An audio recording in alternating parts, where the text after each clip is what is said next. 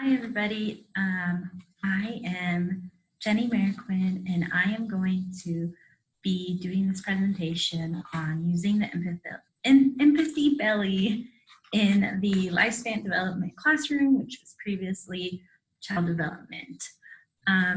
So first off, I just want to share a little bit about myself. So I teach at Palm Springs High School. If you don't know where that is, that's in Northwest Arkansas. We are right there on the state line of Oklahoma, Missouri. So that corner of the state. I'm going to be starting my 4th year teaching, and I've been here the whole time. I've been at Palm Springs High School the whole time, and I have taught child development and parenting, child care guidance. I recently started teaching orientation to teaching last year, which is now going to be called Foundations of Teaching. And then the last 3 years, I have taught financial literacy. So moving on, today I'm going to just be talking to you guys about how I use the belly in my classroom. And we have 3 teachers at our building. And so there's one other teacher who also teaches child development, or who has taught child development. And so we kind of share the belly and pretty much use it almost the exact same way. Our assignment is a little bit different, but we both use the belly for the child development, for lifespan development class.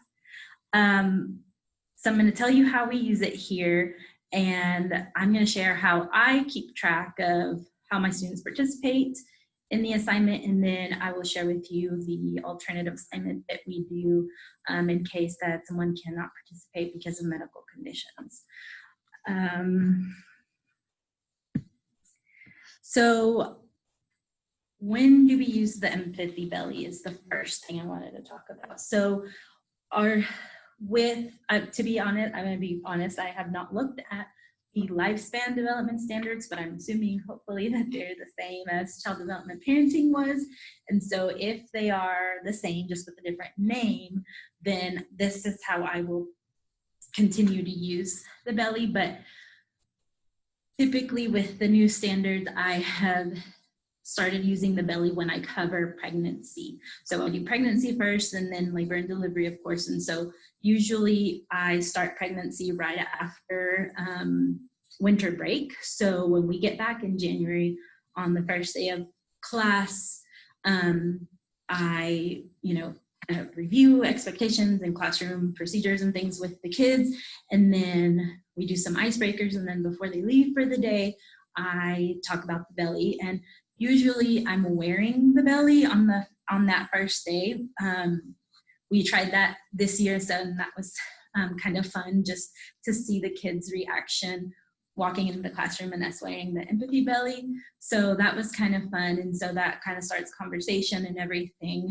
But that doesn't mean that kids don't ask about it on the first day of school in August. Kids do, and I tell them that the students ask us if we do the real care babies here, and we don't. At our school, the health teacher used to do the real care babies years and years ago, and then when she retired, she gave us the babies, but they're broke down and they're really expensive to get fixed, and they're just expensive in general. So we've just chosen as a department not to use the real care babies and do the empathy belly project only. So I don't know anything about the real care babies, just the empathy belly. So, but anyway, so on that first day of class, I talk about the project, give them details about it, and then I give them a consent release form, which is just a permission slip from their parents saying that they can wear it. And so the reason why they need permission from their parents, because there are some weight recommendations that come with the belly. So someone who is less than 100 pounds, according to the manufacturer, shouldn't wear the belly. And then there's also other health concerns that the company states that people, who have those issues shouldn't wear it. So that consent release form comes straight from the manufacturer of the belly. And I am not sure, which I think I explained that in the next slide, I'm not sure whether that consent release form still comes with the belly because we've had the bellies for so long at our school. I'm going to share with you that consent form if you want to use it, if you have a belly and you don't have this form, or if you purchase one and it doesn't come with one. I'm going to share it. So the consent form tells the parents that how much the belly weighs, and explains all of those medical conditions that I just said. And so they make the decision whether or not their kid is eligible to wear it. So students sometimes ask me, oh, I had this surgery, should I wear it? I just tell them that their parent is the one that needs to read the form and make that decision. I don't make a decision on that for them. I don't let them wear the belly until I have the consent release form back as well. So the form was given to me when I started teaching. I didn't write it. Like I said, the only thing that I know is that the teacher that was here before me told me that the form came with the belly. And we have 2 bellies at our school, and we've had these for over 10 years, so I've been told. But this year we bought a new one because one of ours is kind of beat up and needs to be replaced. We have, because the bellies come in 2 sizes, like a teenager size and then an adult size. And so we have both, and one that's kind of started tearing from the Velcro was the student, the teen version, which is just smaller than the adult version. And so we bought a new one to replace that one. I haven't opened it yet or anything, so I don't have it out, but I do have one of our better ones out.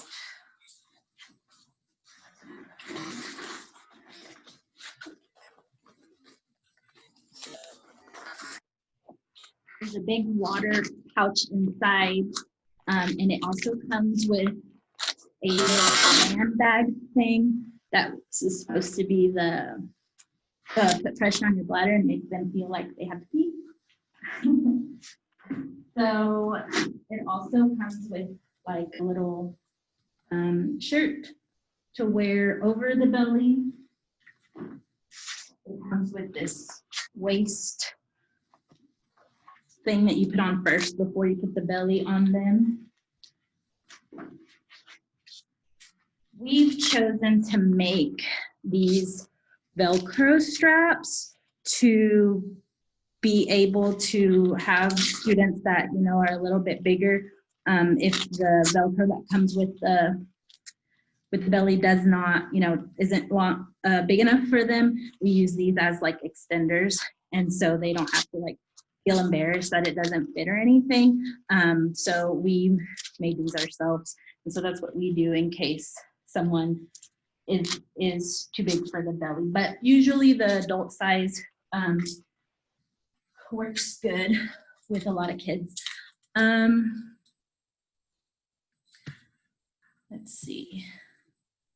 So in this presentation, which I think will be shared with you guys somehow, I hope, wherever you linked the video, have linked to the video, maybe we can link up this presentation. But anyway, I have included links within the presentation so that you can access my stuff. So like this slide has a link to the consent release form if you need it or want to read it. And like I said, we have two bellies here at school, and they were purchased through NASCO. They currently run about $830 plus tax. We bought ours out of just leftover budget money, but I do know that Perkins does cover the cost of a empathy belly.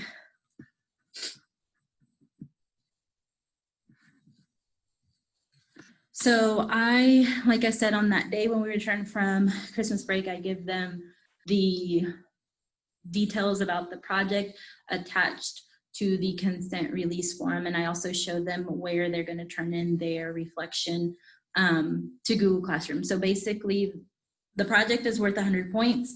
Half of the points is them wearing it. The other half, they have to write a reflection about their experience wearing the belly. And so this is where me and Skylar Davis, who is the other teacher that teaches child development, this is where we kind of do it different, because hers is a little bit more detailed as far as what the students do in the classroom, what she expects of them while they're wearing it.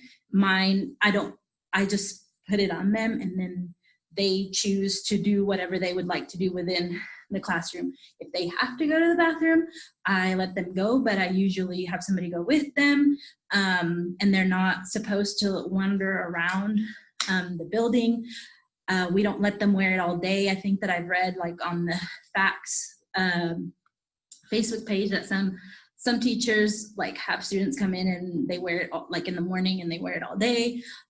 These things are so expensive that we're going to be honest, we probably don't trust our students and to wear them all day, and for other kids to be touching them and just damage to the device. So that's why we don't let them really wander off with the belly on unless they really have to. At least like I said, I don't like to let them out of the room unless they have to. They can do things in the room to kind of see what it feels like laying on the ground and standing back up. And so if they are involved in different activities within the room, they're going to have more to write about. And I tell them that when I put it on. I said, you have to write a reflection about your experience wearing it. If you sit on your desk the whole 90 minutes, then you're not going to have much to write about other than you just sitting and being uncomfortable. So get around and move around.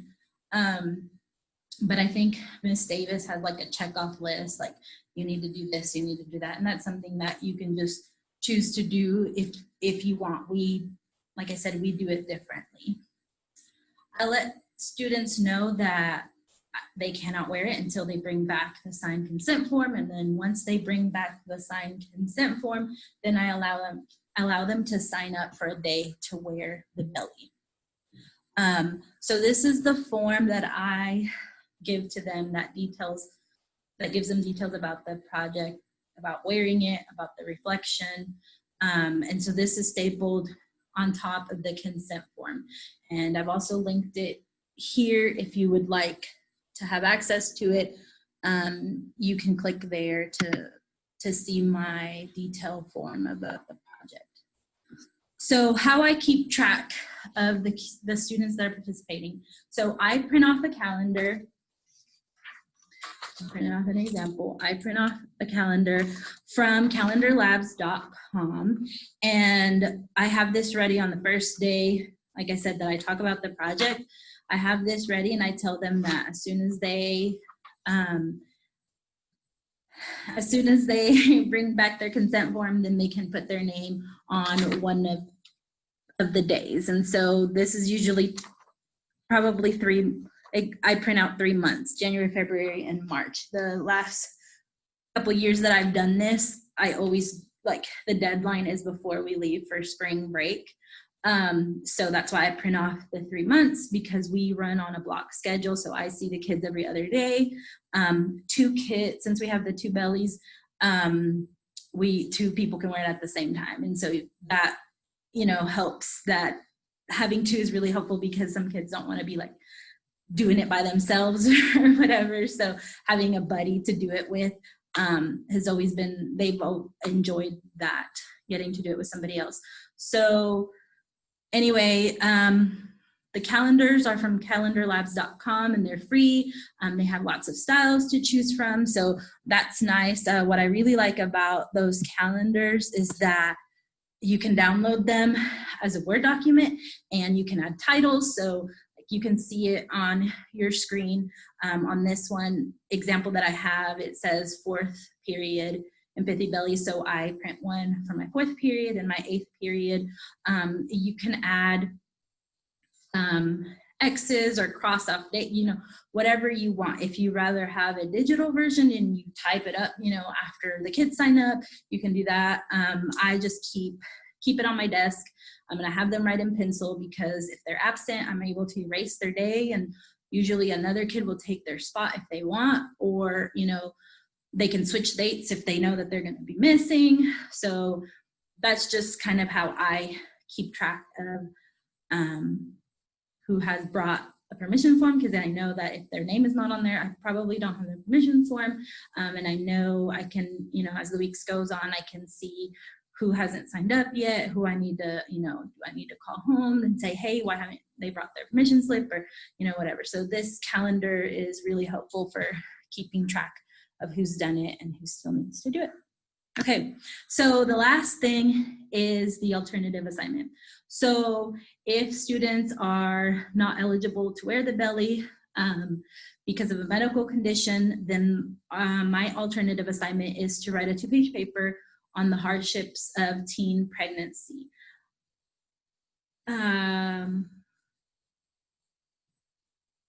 I don't take credit for this assignment. I had to think about a minute, sorry about what I had typed.